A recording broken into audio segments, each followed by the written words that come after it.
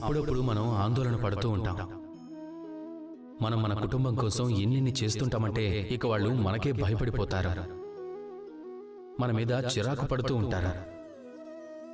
ఒక్కోసారి మనం మన సంతానాన్ని అభివృద్ధి మార్గంలో ముందుకు తీసుకెళ్లడం కోసం మనం వాళ్ళ మీద కొంచెం ఒత్తిడి చేస్తుంటాం, ఎందుకంటే వాళ్ళు కష్టపడాలని.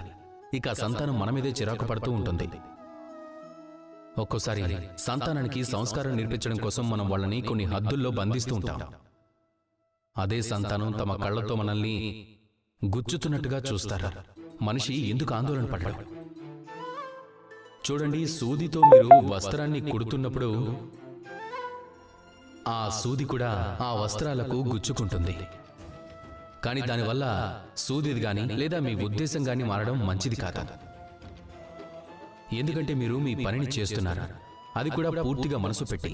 ఇక చివరికి మీ ఉద్దేశం కూడా మంచిదవుతుంది. అందుకే ఒకరు చిరాకు పడ్డారని లేదా ఒకరు తమ కళ్ళతో మిమ్మల్ని గుచ్చినట్టుగా చూస్తున్నారన్న కారణంతో మిమ్మల్ని మీరు ఆపుకోకండి. కష్టపడకుండా ఎప్పుడూ అభివృద్ధి సాధించలేరు. కష్టపడుతూ వెళ్ళండి, అంతా మంచి జరుగుతుంది. రండి, నాతో పాటు ప్రేమగా చెప్పండి, రాధా కృష్ణ.